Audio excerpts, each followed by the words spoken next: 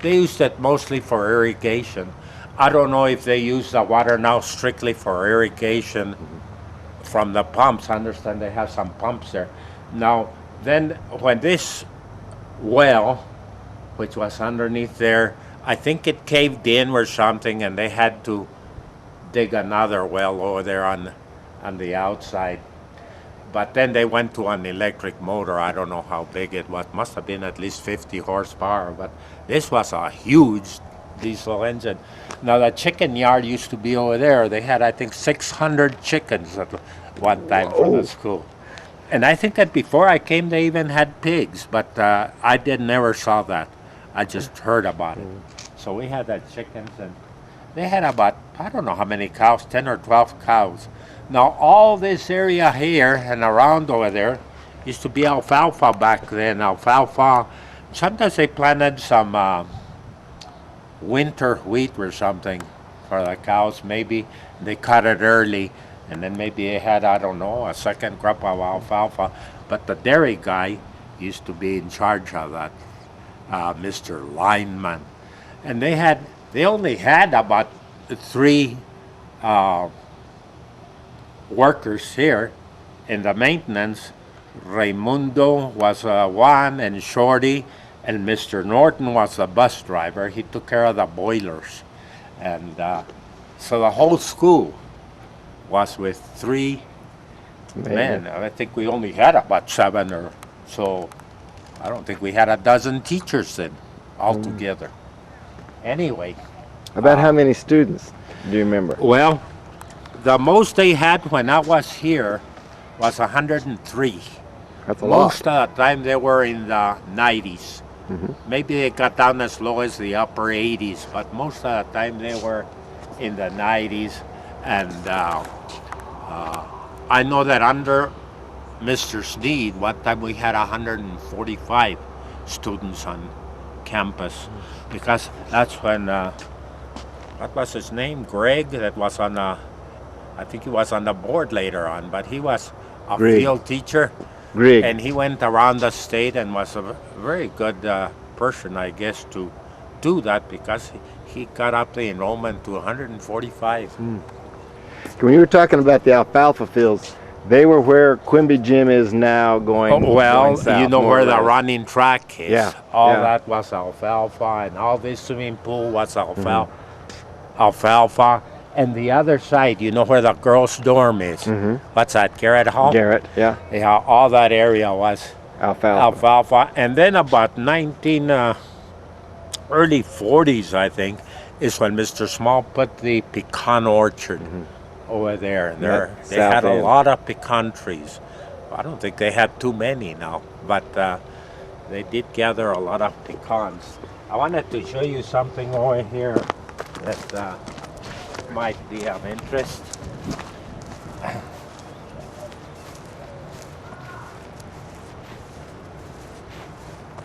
Oh, and I think this boiler room was brand new when I first came. The heating plant building? Yeah, the boiler room. Now, I'll show you over here the division.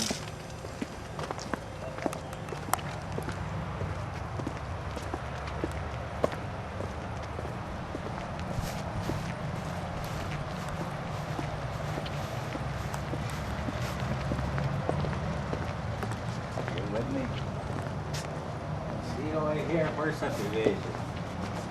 Oh, right here, right. You see?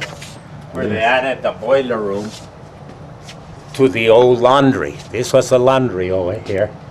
And when I came, this was, I think, new. We're very close to new in 36. Because the boiler room, they had 2 little boilers underneath the basement down there. And now they have changed that all around in there. I was noticing that. Now, when we used to pass through here, going to the barn for supper, this was a vent right here. It had a vent there. And I could, it smelled so good because they used to bake the school bread. But the students used to get bread all the time. But the faculty dining room used to get hot rolls for supper almost every day. So when we came here, we could smell the hot rolls baking, and it used to smell real good. The school baked its own bread. It had its own milk, dairy, and I think they butchered a couple of the calves or cows every year, so they got most of their own meat. They used to do their own canning in summer. I forget how many, I think I heard 12 or 1,300 quarts of peaches and fruit that they would can, you know. They had excellent storage underneath the kitchen. All this was a kitchen. And see, the dining rooms had just come in a few years before, because this auditorium here, well, the auditorium was built in 32. Pat Madrid, still living, and she was one of the first graduates from the auditorium. And with the auditorium came the kitchen and the dining room, and underneath was the old gym, underneath where the bowling alley is now. And because before then, each dorm used to have their own kitchen and dining room. I remember being in the, these ones were being used when I came, but they had just been in use about 4 years. But I remember seeing the kitchen and the dining room in the old primary room, and they had them in the boys' building, the girls' building, and then Mr. Small remodeled those buildings because they had a wooden deck, and he remodeled the whole thing and put in concrete decks and new roofs on them. He came in shortly, I guess, after Dr. Pratt died in 1927, and then Mr. Small came, and he of course built the primary dorm, and he built the hospital there. He added this boiler room, and of course the hospital and the old swimming pool. He did a lot for this campus. He did all the lampposts. It had a nice set of lampposts. Of course, the lampposts that we have now are what, they're mercury lights or something, or much brighter. But as far as the campus was before any lampposts, it must have been quite dark at night, because Mr. Small added all the lampposts. They're very nice lampposts. I remember when I don't know why they didn't save any. You haven't seen any of the old ones? I think there's one in Joe Martinez's yard. They were concrete?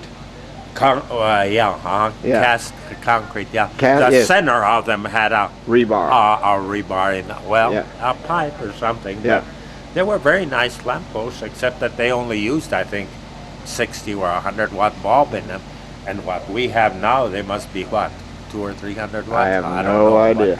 They're brighter, but Mr. Small is the one that really brought the campus out of the darkness. And you know, every time he added a building, they had lampposts around them, you know, for the swimming pool had one in front of it, infirmary had one or two in front of it, the kindergarten had some around them. So he did most of the lamppost work, because also, you know, the north lawn where I showed you on the other side over there, that used to be, I think the cesspools were over there, and they went into the Indian Wells Arroyo. But the arroyo is still there, but in that case, in those days, it was just an old arroyo. Anyway, that was Mr. Small that got that done. One of the first things he did was to extend the sewer down to 16th Street, according to Mr. Newman told me. That was one of the first things he had done, was to extend the sewer, and then they got rid of their septic tanks over here on the north lawn. Yeah. So Mr. Small was on the ball. So then when Small was here, Alamogordo had grown out to the school, pretty much. No, it didn't start growing until the war. The early 40s. So 16th Street was there, but there weren't houses. Right. 16th Street was over there, yeah. But beyond here there was hardly anything around the school, you know. And after the wars, when they started building this addition where Joe lived and all that. Yeah, I remember back then there was a little city that in March there used to be clouds of dust that would blow up. I mean, in fact, one year in the 20s, I guess, late 20s, the wind blew off the roof of the school building, not the school building, the dorm, or boys' dorm.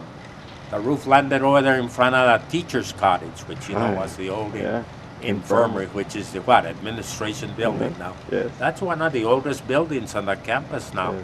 That one and probably this part of the laundry, I don't know. Well, and then of course when Mr. Small, he was going to rebuild the middle building because it had a wooden deck. He was going to rebuild it completely. So he got all the bricks and windows and I think the roof, but he couldn't get steel during the war, so they had to be held until about the second year that Dr. Quimby was here, second or third years. And so 1950, I attended that last 2 weeks of school were in the new school building. Now, I don't know And what building is that now? Is that the education building? Yeah. So. That was called administration then, was it? Or? Well, it was called administration, just simply because they had their offices in there, you know, but it was a school building because we had the music department, of course, upstairs, and then down, we had the classrooms downstairs. I wanted to ask you about the sign that's over the door of that building.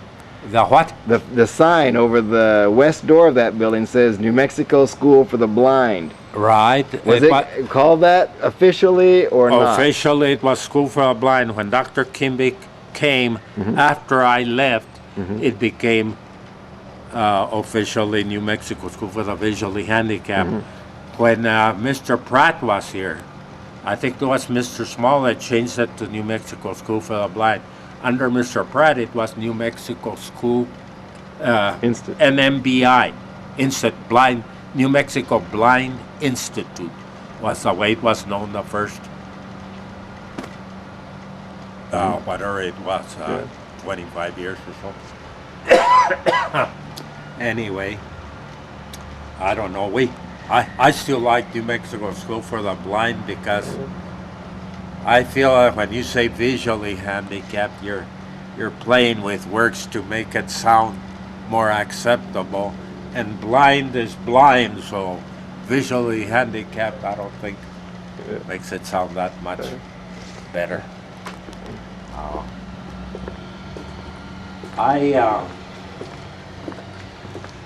There's so much change now, you know.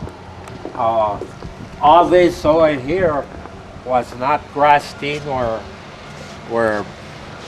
paved or anything. It was just dirt right there. I remember that around 1938 or 9, for Christmas, we got a big truckload of blocks, 1x4s, about anywhere from this long to this long. And that was the nicest thing we got for Christmas. Something to play with, but it was a big stack of boards, and I think that was good manual dexterity work, you know. And the Girl Scout also there. Now the boys and girls, they were always separate. In fact, the boys used one stairwell, the girls used the other in the school building. Oh, they were quite well. And of course, we had our dances in the auditorium, and now they used to have them in the gym when I was here teaching. I don't know where they dance now. Do they have dances everywhere? They have them here in the rec center, which used to be the dining room. Oh, well, so much for that. But I remember when they used to have them in the auditorium, we used to go to bed at 7 o'clock in the kindergarten, and I'd look over here and see the auditorium light